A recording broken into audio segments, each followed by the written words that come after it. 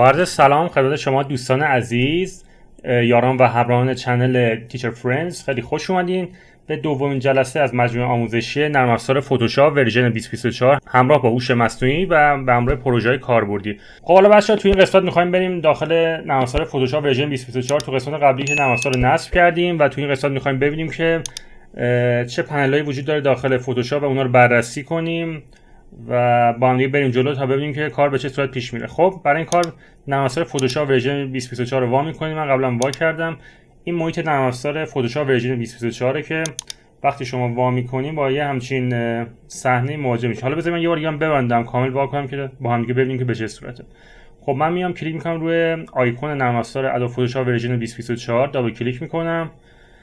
چند لحظه منتظر میشم تا نرم افزار رام بشه، بیاد بالا تا بریم داخلش تا ببینیم که داخل نرم افزار چه قابلیتایی داره و چه قابلیتی نسبت به ورژن‌های قدیمی بهش اضافه شده، به چه صورت. یه آشنایی کلی با محیط یا با محیط ورک فلو نرم افزار داشته باشیم. خب تو قدم اول وقتی نرم افزار رو وا می‌کنیم با یه همچین محیطی مواجه میشیم که اسمش بهش میگن هوم پیج یا لندینگ پیج، که من چون قبلا فایل‌های قدیمی اینجا وا کرده بودم دوباره اینا ریسنت ریکاوری شده، دوباره برگشته داخل پنل من قرار داره. خب این محیط و منو نرم افزار فتوشاپ ورژن 2024 که سمت چپ اگه نگاه کنی این قسمت بالا منو باره که از طریق این پنل‌ها میتونیم حالا کار خاصی انجام بدیم در رابطه با ادیت فیلم، عکس، لایه‌ها، کارهای متنیمون، کارهای سلکشن و فیلتر و قابلیت‌های دیگه که مثل پلاگین‌ها و بقیه موارد. در سمت چپ همونجوری می‌بینین گزینه نیو فایل قرار داره که اگه روش کلیک کنی یه پنجره براتون باز میشه که میتونین فایل سندتون و پروژه‌هاتون اینجا وا کنین. حالا در ادامه من بهتون توضیح میدم به چه صورت راجع به پروژه و باز کردن اسناد داخل نرم افزار فتوشاپ بهتون توضیح میدم که تمام پروژه‌هاتون، فایلاتون و تمام ابعاد کارهای طراحیتون اینجا با تنظیم کنین. یه قسمت داره به اسم هوم که هوم همین قسمته و جای دیگه که میتونیم بهش برسیم و بررسی کنیم تو قسمت بروز توتوریالی که اگه روش بزنید حالا یه قسمت آموزشی داره که میتونید یه سری کارهای آموزشی رو اگه به ورژن اصلی فتوشاپ متصل باشین میتونین دسترسی به یک سری فایل رو داشته باشین تا بتونین به صورت آنلاین آموزش‌ها رو ببینید. الان به صورت کلی میتونیم مثلا محیط ورک فلو خودمون رو، من اساساً به این شکله، توی این قسمت میتونم که سورس بندی کنم بر اساس حالا مثلا نامشون، بر اساس سایزشون، اسمشون، اعدادشون و اینجا میتونیم مشخص کنیم که بر اساس جدیدترین فایلات تنظیمات فایل رو انجام بدم، آخرین فایلی که اضافه شده بر اساس نامشون، بر اساس سایزشون و بر اساس حالا اون فیوریت و اون موردی که دلخواه خودتون میخواید و بر اساس اون فایلاتون رو تنظیم کنید و داخل پنجره ورک فلو قرار بدین. اینجا هم دست راست دو تا گزینه وجود داره که میتونید که چک لیست خودتون رو به صورت لیست درست کنید یا به صورت آیکون دیگه. تو هر کدومی که باشه راحت بودید میتونید که نسبت به اون حالت نمایش آیکونا و اسنادتون رو اونجا تنظیم کنید. خب من میام از اینجا به جای اینکه یه نیو فایل وا کنم باید اینو بهتون توضیح بدم. پنجره بزرگیه، خیلی پنجره سنگینی، باید دونه به دونه آیکونا رو بهتون توضیح بدم که به چه صورت کاربرد و کارشون به چه صورته و بهتون با جزئیات توضیح بدم که به چه صورت کار. کلوز رو میزنم و میام رو گزینه اوپن، یک فایل رو اینجا من دراگ میکنم، اوپن رو میزنم. هم میتونید از داخل محیط کامپیوترتون یک فایل رو انتخاب کنید. الان مثلا من داخل این پنل که حالا یه لوکیشن داخل ویندوز هم میام این لوکیشن رو کپی میکنم، کنترل سی، میام اینجا کنترل وی میزنم و اینتر رو میزنم. ببینید همون لوکیشنی که من قبلا فایلم داخلش بود میتونم اینا رو ایمپورت کنم اینجا. هر عکسی رو بخوام میتونم انتخاب کنم. مثلا من این عکس رو انتخاب میکنم، این یه راهشه برای وارد کردن اسناد عکس‌ها به داخل محیط فتوشاپ یا هر سندی که داریم میتونیم وارد کنیم به محیط فتوشاپ. یه راه دیگه هم که میتونه داشته باشه اینه که شما مستقیم بیاین، حالا من این صحنه دوباره میبندم که دوباره روش دیگه یا راه دیگه رو بهتون نشون بدم. میاین روی این پنجره کلیک میکنین و فایلتون رو میاین مستقیم از داخل خود پوش فولدرتون، حالا تو هر درایو عکستون قرار داره، میگیرین و دراگ میکنین میندازین داخل محیط فتوشاپ. خب همونجوری که میبینید عکس ما در مرکز تصویر قرار داره و داره اونجا خودشون نشون میده و میتونید کامل روش کار ادیتتون رو انجام بدین و عکستون رو ادیت کنید. اگه خب بیام یه نگاه کلی به محیط نرم افزار فتوشاپ بندازیم ورژن 2024 میبینیم که در سمت چپ بالا منوبارها قرار داره که ما از طریق این منوبارها میتونیم کارهای خیلی بزرگی انجام بدیم. قسمت اول قسمت فایل، اگه بخوایم که مثلا یک سند جدید وا کنیم، سند جدید رو میتونیم اینجا انتخاب کنیم. اگه بخوایم که از داخل خود محیط کامپیوترمون یک فایلی رو اینجا اوپن کنیم، ران کنیم و پیشخوانی کنیم، اوپن رو میزنیم، باز لوکیشنش رو مشخص میکنیم، یه عکس رو مثلا انتخاب میکنیم یا حالا یه عکس یا هر پروژه که دارین یا هر فایل یا سندی که دارین میتونید انتخاب کنین و روش گزینه اوپن رو بزنین. خب گزینه‌های بعدی هم که داره گزینه براوزین بریج که یه قابلیتی برای کار عکاسی، میتونید عکستون رو اونجا آماده کنید. حالا بهتون توضیح میدم. و پنل های دیگه که وجود داره، پنل کنترل دبلیو کلوز، آل کنترل دبلیو کلوز آل و تمام قابلیت هایی که به تدریج و به مرور باش کار میکنیم. پنل ادیت رو داریم که کلیه کارهای ادیت رو داخل فتوشاپ میتونیم اینجا انجام بدیم، از قبل فیل، استروک، فید، آندو، ریدو، کانتنت اور فیل، جنریت فیل، پرسپکتیو وارپ، تمام این کارا رو میتونیم داخل محیط فتوشاپ انجام بدیم از طریق پنل ادیت. پنل ایمیج که همونجوری اسمش معلومه مربوط به عکسی که شما میتونید روی عکستون ویرایش انجام بدین. از پنل ادجاستمنت استفاده کنین که برای مودهای تنظیمیه که حالا بهتون توضیح میدم. ادجاستمنت لیری که مهمترین موضوعات نرم افزار فتوشاپ هستن که از طریق اون شما میتونید کارهای خیلی خارق العاده روی ویدیوهاتون، روی عکساتون انجام بدین. پنل بعدی پنل لیر که در واقع همون مبدا اصلی و بیس اصلی کار ماست که لایه‌ای که درون فتوشاپ درست می‌کنیم و روش ادیت می‌کنیم از طریق پنل لیر درست میشه. پنل تایپ رو داریم که کاری که مربوط به کارهای متنی تایپی مونه، می‌خوایم روی یه متن ویرایش کنیم، ادیت کنیم، یه متنی رو تغییر بدیم و اونجوری که خودمون دوست داریم کاستومایز کنیم، از طریق پنل تایپ روش انجام میدیم. پنل سلکت رو داریم که کلیه کارهای سلکشن مربوط به کارهای سلکت عکسمون از طریق این پنل انجام میشه. البته یه سری ابزار هم گوشه داره که مثلا ابزار سلکشن تول که میتونید شما یک ناحیه رو انتخاب کنید از این تصویر. مثلا میتونید شما مثلا بیاین یک ناحیه دایره شکل رو انتخاب کنید، کلید آلت رو نگه می‌دارین، کلید شیفت هم نگه می‌دارین که یک نواخت بشه، کلید بعد میتونید لوکیشنش رو مشخص کنین و نسبت به اون مثلا من این قسمت رو میخوام انتخاب کنم. قابلیت سلکشن ابزار داره. پنجره فیلتره که تمامی فیلترهایی که مورد نیازمون هست، مثل فیلتر بلر، مات کردن، محو کردن، فیلتر دیستورت، نویز، رندر و تمام فیلترهایی که به مرور در ادامه برای کارهای فاینالایزیشن عکسامون میخوایم که یه فیلتری روش بدیم، یه تغییراتی روش درست کنیم، از قبیل بلور گالری، رندر، پیکسل روی عکسمون اعمال میکنیم و اینم بهتون توضیح میدم. منوی دیگه منوی ویو که قابلیت‌های ویو روی پنجره فتوشاپ از قبیل مثلا زوم کردن، زوم این، زوم اوت و اسکرول کردن و هر چیزی مربوط به حالت نمایش تصویرتون میشه از طریق این پنل میتونید درست کنید. مثلا میخوایم بزنیم زوم رو حالت 100%، میایم رو ویو، رو 100 کلیک میکنیم و 100 میشه. دوباره میایم رو ویو، روی 200 که حالت 200% روش زوم میشه. این هم بهتون توضیح میدم در ادامه. پنجره پلاگینه که مربوط به پلاگینایی که روی فتوشاپ نصب میکنیم و طریق اینجا میتونیم دنبال کنیم و پنجره ویندو که میتونیم پنجره مختلف رو اینجا فعال سازی کنیم، همونند این پنجرهایی که اینور قرار داره میتونیم اینا رو مثلا فراخوانی کنیم.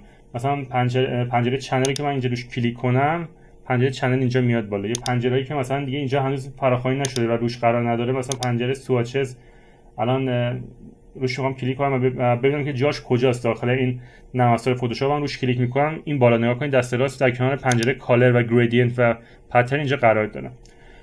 خب این از این قسمت و حالا بریم سراغ قسمت بعدی که قسمت تولز ما، قسمت ابزار ما قرار داره که پنجره تولز بهش میگن که تمامی کارهایی که ما میخوایم انجام بدیم تو این پنجره است که از قبیل کارهای سلکشن اریا، لاسو تول، ابزار آبجکت سلکتیو تول که فوق العاده ابزار مهمی در ادامه باش خیلی کار بزرگی میکنیم، ابزار کراپ تول، ابزار آیفیل دراپر، ابزار مهم براش تول، کلون استم، ابزار بلور و ابزار روتیت و تمام این پنجره که بهش میگن پنجره ابزار یا پنل ابزار یا پنجره تولز که کلی کار ادیتمون رو در این قسمت با این پنجره انجام میدیم. بسیار پنجره مهمیه. میایم حالا سمت راست پنجره نرم افزار فتوشاپمون که اینجا میرسیم به پنجره لیرها که تمامی کاری که ما داریم میکنیم بچه‌ها، تمامی آماده سازی طراحی ما تو این پنجره لیر انجام میشه. از طریق اضافه کردن لایه هایی که به مرور تو این قسمت انجام میدیم پنجره لیر رو میسازیم، میبریم جلو. حالا مثلا یه نمونه بهتون میگم که ما لایه هامون از این قسمت پایین با کلیک بر روی این آیکون میتونیم لایه هامون رو بسازیم و تمام تغییرات و ویرایش و ادیتمون رو روی لایه انجام بدیم و در نهایت از جمع شدن این لایه ها همه با هم و در نهایت مرج شدنش با هم اون عکس اصلی و اون خروجی کار ما بیرون میاد و میتونیم که خروجی کارمون اونجور که دلخواهمونه مد نظرمونه طراحی کنیم و ازش خروجی بگیم. و پنجره چنل هست که مربوط به کانال‌های رنگی RGB Red Green Blue، چنل قرمز، چنل سبز، چنل آبی و پنجره پس، پنجره استایل ها که استایل مربوط به تکست و متن که شما میتونید به تکستتون یه استایل خاص بدین، به این متنتون یه استایل خاص بدین. مثلا قابلیت مثلا این رنگ قهوه‌ای روی تکستتون اعمال کنین، رنگ سبز و تمام قابلیتایی که به مرور بهتون توضیح میدم که میتونید روی کاراتون، روی عکساتون، روی متناتون، روی طراحیاتون اعمال کنید. میایم حالا تو قسمت ادیت، میریم تو قسمت ادیت پرفرنسز. اگه روش کلیک کنین تو قسمت جنرال یا اگه با کلیدهای ترکیبی کنترل کار رو میزنین این پنجره وا میشه براتون.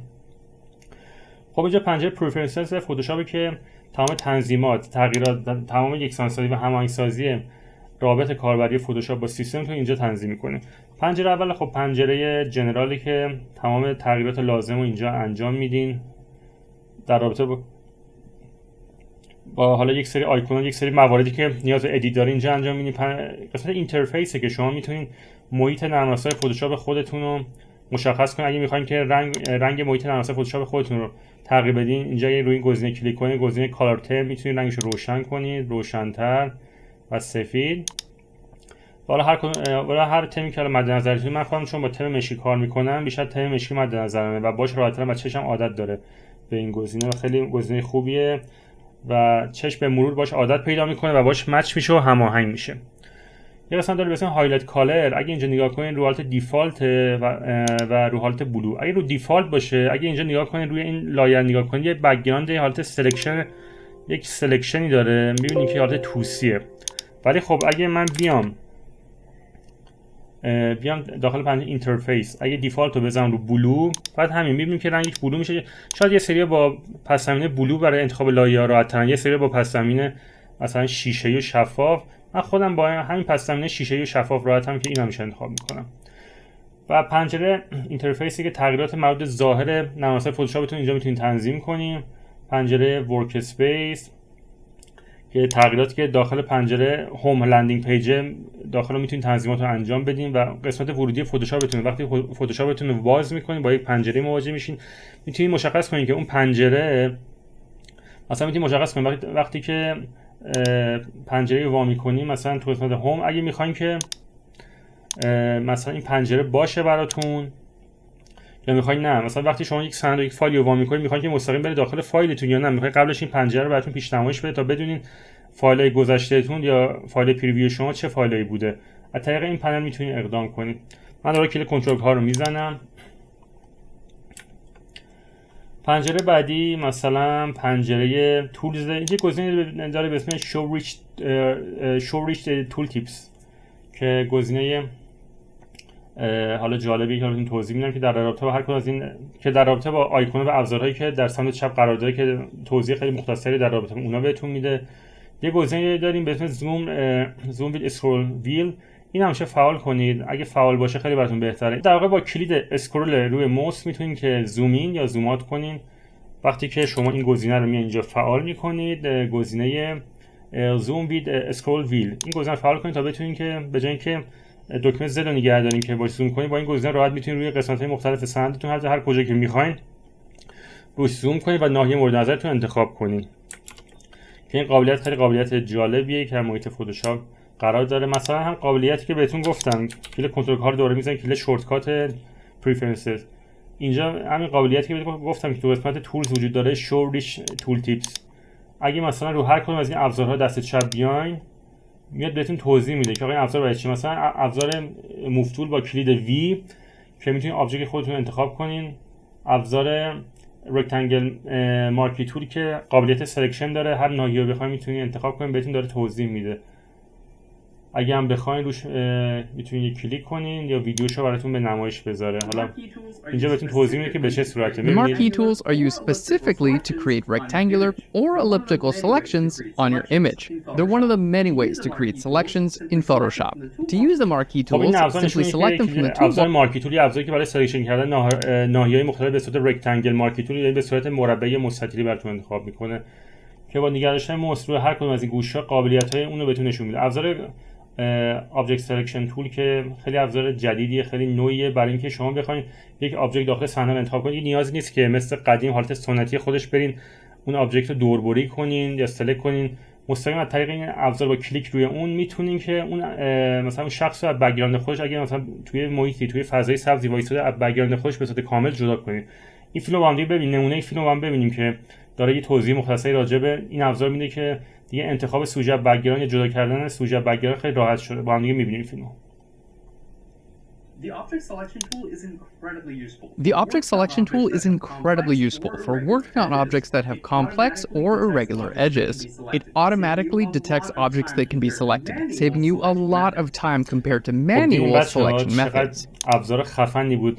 الان تو این عکس نگاه کنین، این خانم اینجا وایساده که ما مثلا اگه دوست داشته باشیم، اگه بخوام که مثلا این خانم از این صحنه برداریم یا بک‌گراندش رو خالص کنیم بدون حضور این خانم تو این صحنه باشه، از طریق این ابزار میایم روش پلی میکنیم، کلیک میکنیم و اون انتخاب میکنه و میتونیم اینجا حق انتخاب داریم. میتونیم بیایم رو گزینه دیلیت اند فیل و کلا این خانم محو کرد. عجب قابلیت خوبیه، عجب قابلیت خوبی که اضافه شده به نرم افزار تو ورژن 2024 که به مرور بهتون توضیح میدم. و این علامت سلکشن، علامت موس رو کنار هر کدوم از این ابزار نگه دارین. مثلا این ابزار هایدراپل توله که نمونه رنگ برمی داره. ابزار مثلا براش تول، مثلا ابزار براش توله که از قابلیت براش استفاده میکنه. ابزار کلونستم تول که یه ابزار خیلی جالب برای پر کردن زمینه قسمت‌های مختلفی که بهتون توضیح میدم و قابلیت‌های دیگه که به مرور بهتون توضیح میدم رفته رفته که باید چیکار کنین، چجوری با این نرم افزار کار کنین، چجوری فایلاتون رو ایمپورت کنین و چجوری بتونین که حالا اون چیزی که مد نظرتون تو پروژه خودتون اعمال کنین. دوره خیلی دوره خوبیه، خیلی دوره جامعیه. حتما این دوره رو ببینید چون این دوره با جدیدترین متد روز دنیا پیش رفته. نکته خیلی مهمی که تو این دوره وجود داره اینه که این دوره به همراه آموزش هوش مصنوعی، یعنی شما پروژه کاربردیتون رو با هوش مصنوعی پیش میبرین و میتونید از قابلیت‌های هوش مصنوعی داخل پروژهتون استفاده کنین که این آموزش واقعا خاص داره. آموزش‌های جامعه فتوشاپ توی پیج‌های دیگه توی چنل دیگه وجود داره. ولی نکته دیگه که حالا مونده بود بهتون خواستم بگم، یه موقع است که شما می‌خواید که روی مثلا لایه‌هاتون، مثلا روی عکستون، مثلا روی عکستون از یه افکتی استفاده کنین. یه زمانی ما باید می‌رفتیم تو قسمت فیلتر، اینجا مثلا یه سری فیلترها افکت‌ها رو اینجا انتخاب می‌کردیم. خب شاید یه ذره کارش سخت بود، ولی خب الان دو تا راه داریم که از طریق دو تا راه میتونیم که فیلتر مورد نظرمون فراخوانی داریم. یکی که بریم قسمت ادیت، قسمت سرچ رو بزنیم، مثلا میتونیم که اینجا در این قسمت میتونیم که فیلتر مورد نظر خودمون، مثلا اینجا مثلا میتونیم اینجا فیلتر مورد نظر خودمون فراخوانی کنیم. مثلا من فیلتر دست فیلترهای بلر، فیلتر گوشن بلر رو انتخاب می‌کنم، می‌ذارم GA. می‌بینید خودش برام آورد دیگه.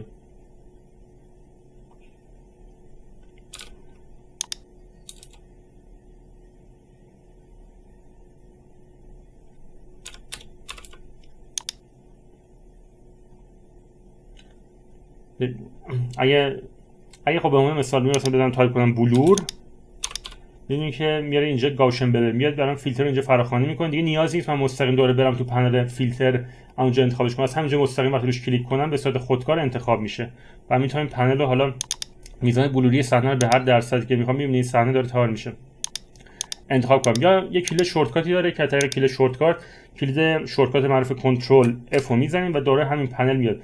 مثلا من میخوام که روی این تصویر نویز ایجاد کنم، تایپ میکنم نویز، اد نویز روشو میزنم و ناکنین پنل نویز فراخوانی میشه. میبینید نویزهای روی صفحه رو اگه پریویو رو ببینید، حالا هر چقدر بخوام میتونم میزان نویز رو اینجا اضافه کنم، کم کنم، زوم کنم، زوم اوت کنم، بیارم پایین و هر کاری که دوستان با عکس مورد نظرم انجام بدم.